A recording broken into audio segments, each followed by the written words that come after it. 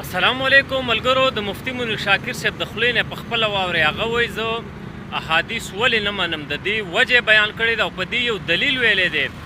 وایي دا دلیل دی او دا وجه ده، د دې د وجې نه موږ په احادیثو باندې اعتماد وایي نه کوو او وایي موږ ځکه احادیث نه منو. د هغې وجه دا ده، نو څه وجه بیان کړې ده او څه دلیل یې بیان کړی دی. تاسو په خپله د مفتی منیر شاکر صاحب د خولې نه واورئ. کوم خلک چې دا خبرې کوي چې هغه د احادیث نو انکار نه کوو، نو راشئ اوس یې په خپله خوله واورئ او بیا ورپسې د مفتی محمد ندیم صاحب خبرې یو څو مختصر جواب واورئ چې د مفتی منیر شاکر صاحب دغه وجه دغه دلیل یې مات کړی دی او په منځ یې دوه ټوکړې کړی دی. نو راځئ دا ویډیو ګورئ، د حقایقو نه ځان خبر کړي او مخکې د هر ملګري هر مسلمان سره شریکه کوي. او که ویډیو هم خوښه شوه نو لازمي لایک او چینل د سره سبسکرایب کړئ. راځئ دې ویډیو طرف ته ځو. دا خلق راغلی دي، امام بخاری، امام مسلم، امام ابو داود، امام ترمذی، امام نسائی، بیهقی، فلانه فلانه فلانه، دا محدثین چې میدان ته راغلي دي دوی به ښه کارونه هم کړي وي، ښه روایات به هم راوړي وي، خو د الله د کتاب مقابله یې کړې ده او مضبوطه مقابله یې کړې ده او په دې کې دا کامیاب تلي. تر اوسه پورې د دوی د ایران د خلقو، ځکه چې احادیث د پیغمبر علیه الصلاۃ والسلام د وفات نه 2,500 کاله پس لیکلي شوي. 2,500 کاله پس یو سړی وایي چې رسول الله فرمایلي، نو سړی ورته وایي چې تا رسول الله څه لیدلی؟ هغه وایي چې ما ته پلار ویلي وو. نو ستا پلار خو رسول الله نه و لیدلی؟ هغه وایي چې ما ته نیکه ویلي وو. نو ستا نیکه خو رسول الله نه و لیدلی؟ نیکه مې وایي چې ما ته یو سړي ویلي، هغه خو نه و لیدلی، هغه سړي وایي چې ما ته بل سړي ویلي. هلک هغه خو نه و لیدلی، هغه سړي وایي چې ما ته بل سړي ویلي. هلک هغه خو نه و لیدلی، هغه سړي وایي چې ما ته صحابي ویلي، صحابي وایي چې ما ته رسول الله ویلي. دا داسې لیکلي شوي. اوس د مسلمانانو په دې احادیثو داسې ایمان جوړ شوی دی چې قرآن ته هغه وایي دا قرآن نبی علیہ السلام په خپله لیکلی دی، امت ته ورکړی دی، لیکن احادیث د نبی علیہ السلام نه 200 کاله وروسته لیکلی شوي دي. د مجوسو لیکلي دي، دې کې مجوسو ملاوټ کړی دی. زمونږ پورې دا هغه زمونږ پورې په قابل اعتبار واسطې سره نه دي راغلي. هغه وایي د دې لیکونکي مجوس دي، دې کې ملاوټ کړی دی. اوس احادیث قابل اعتبار نه دي، په دې باندې اعتبار نشي کېدلی. عجیبه خبره دا ده، قرآن مونږ پورې محفوظ راغی او احادیث نعوذ بالله په دې کې ملاوټ وشو. د مجوسو ولیکل. سوال دا دی کومو خلکو چې زمونږ پورې احادیث را رسولي ته چې ورته مجوس وایي، هغه علما او رابعیانو ته حق خلکو زمونږ پورې قرآن هم را رسولی دی، که هغوی را رسولی شوي احادیث قابل اعتبار نه وي، په هغې اعتبار نشي کېدلی. بیا هغوی خو قرآن هم زمونږ پورې را رسولی دی، د هغوی را رسولی شوی قرآن باندې به څنګه اعتبار وشي چې هغوی په احادیثو کې ګډوډ کړی دی؟ نعوذ بالله، بیا څه ګارنټي کېدی شي چې هغوی به په قرآن کې ګډوډ نه وي کړی؟ وایي نه که نه، د دې قرآن د حفاظت ذمه خو الله اخیستې ده. انا نحن نزلنا الذکر و انا له لحافظون. ما ورته ویل دا آیات تا ته چا را رسولی دی؟ آیا تا ته جبریل راوړی و؟ نعوذ بالله. اوس خو جبریل هم ترې ویستلو. وایي د امام بخاري دماغ خراب شوي و، وایي په دې طریقې سره راغلي، په دې طریقه جبریل هم چټي ورلله. وایي برای راست نبي علیه السلام ته الله ته قرآن ورکړی دی.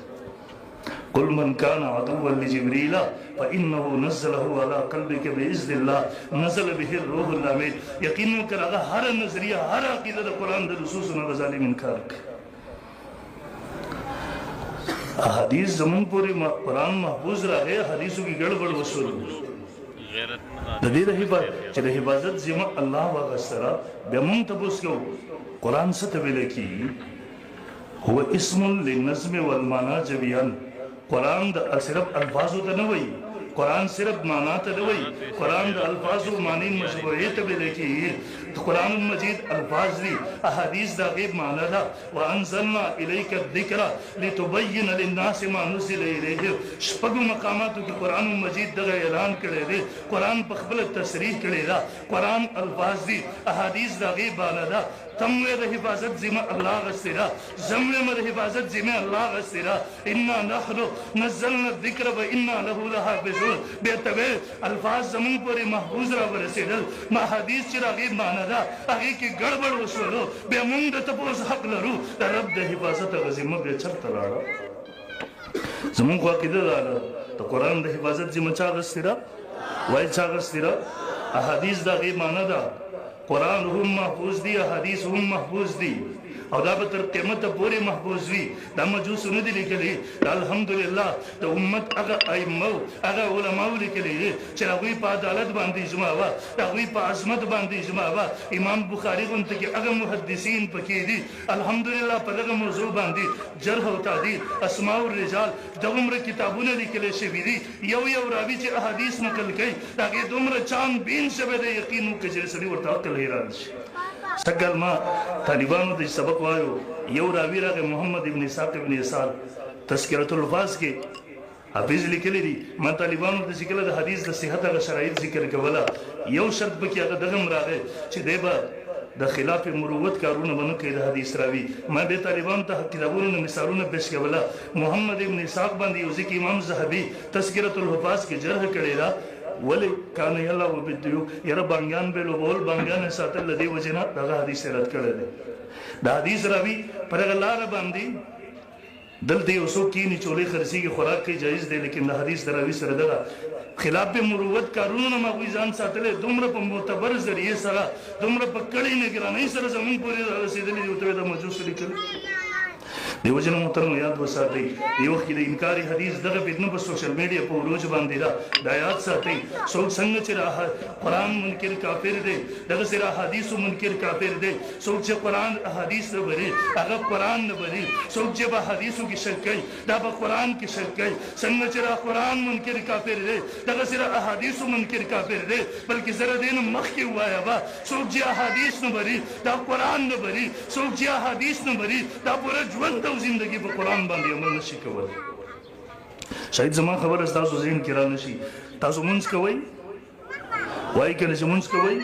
د ورځې څو ټیمه مونځ کوئ 5 ټیمه دا قرآن تاسو اوچت کوئ د کې د مونځ حکم سره اقیم الصلات تاسو مونځ قایب کوئ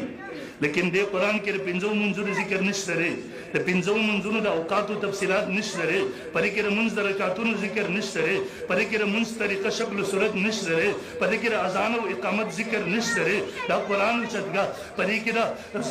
کې د زکات حکم شته دی د زکات تفصیلات نشته دی دا قرآن اوچتګه پرې کې د حج حکم شته دی د حج تفصیلات نشته دی دا قرآن اوچتګه پرې کې د روزې حکم شته دی د روزې تفصیلات نشته دی دا قرآن اوچتګه پرې کې د سود حرمت شته د سود تفصیلات نشته دا تفصیلات احادیثو کې ذکر شوي دي او چې یو سړی احادیث نه بری هغه زمونږ ستاسو د دین بنیاد وویستلو بس دیو جن محترمو دغه منکرین حدیث نه منکر حدیث نه به ځان ساتو انشاءالله ورځي کم یو کلیپ چې درته به د فیسبوک راشي دا پیج هم بلاک کړه ما وره زمونږ خلک بس خیر دی موږ له خدای عقل راکړی به ښه وبده پوهېږو وا به ورو ښه څیز به دې واخلو غلط څیز به پرېږدو نو ته خو غلط زه پېژنې ته خو له خپله داسې مسایل درته نه درځي دا خو د عقیدې هغه نازک تارونو کې ګوتې وهي د شکوکو شبهاتو هغه جراثیم درته درنه باسي چې د ټول عمر دپاره ستا ایمان عقیده تباه کوي ځان ورنه وساتو ساتو به ورنه انشاءالله ځان به دې ساتو که هیرو به ورنه جوړو مونږ خلک خو وایي دا ټول ملایان نه پوهېږي د موږ نه حق پټ کړی یو نر ملا پکې هم دقه یو دی سبا ته که څوک راشي مونږ تاسو ته به وایي یاره دا منځونه او دا روژې دا خو دې مولایانو تاسو هسې ستړي کړلی قرآن کې خو دا تفصیلات نشته دی چېرې د مونځ نه دا مراد دی او دا تفصیلات مونږ بیا وایو یاره بس صحیح دین راته دي وویل کړو د نورو مولایانو خو نعوذ بالله مونږ دوکه کې اچولی خو یاره دجال چې راشي مونږ به څه کوو او دې هفته کې د دغه منکر حدیث یو کلیپ راغلی وایي د صلات نه د صلات ترجمه په مونځ کله کول وایي دا د مجوسو ترجمه ده زکات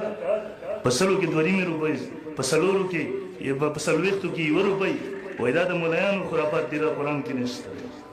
او پر روان دی یو څیز نه انکار کې مخکې او دومره زهریله ژبه دی دومره خطرناکه ژبه دی یقین وکړه الله د پیغمبر صلی الله علیه وسلم نوم چې اخلي د هغه ذکر چې کوي دومره په بیادبۍ انداز سره دومره په ګستاخانه لهجې سره یقین وکړه یو مسلمان کله هم دغه نشي برداشت کولی ځان به دې ساتو انشاءالله مونږ دا سیزونه راجمع کړي زموږ ستاسو په دې ملک کې الحمدلله هغه مدرسې شته چې عالم اسلام په اعتماد کې بنوري ټاون غونته کې مدرسه شته دارالعلوم حق عالیه غونته کې مدرسه شته دلته هغه مدرسې دي چې عالم اسلام ورته رجوع کوي مونږ هغه سيزونه د مدرسو ته ورورېږل مونږ ورته دلته یو سړی دا قسم خبرې کوي دغه حکم سره تقریبا 20-25 پورې فتوی مونږ ته راغلي دي هغې کې د هر مکتب فکر فتوی دي انشاءالله ذره پورې کېدونکي دی به مونږ دا میډیا ته ورکوو هغه ټولو لیکلي دي دا سړی اسلام نه خارج دی مرتد کافر دی د ده بیانونه اورېدل د ده درسونه اورېدل د ده انټرویو کول هغه شیر کول اورېدل د ده سره څه قسمه تعلق ساتل دا ناجایز دي او مسلمانانو باندې لازم دي چې د دې فتنې نه ځان وساتي ساتو به دې انشاءالله ځان به دې ساتو انشاءالله بهرحال مارس کوو محترمو خپل مدرسې علما مو کمزوري کوئ نن کفر غواړي دا ځګوره کمزوري شي علما کمزوري شي لیکن مسلمانانو دا چاته کمزوري کولو ته مه ورکوئ دا که کمزوري شو بیا هم را روان نسل دین نه پیژني ایمان به نه پیژني حیا به نه پیژني غیرت به نه پیژني قرآن به نه پیژني کم از کم د خپل را روان نسل په خاطر خپل دیني مدرسې خپل علما به په هر قیمت باندې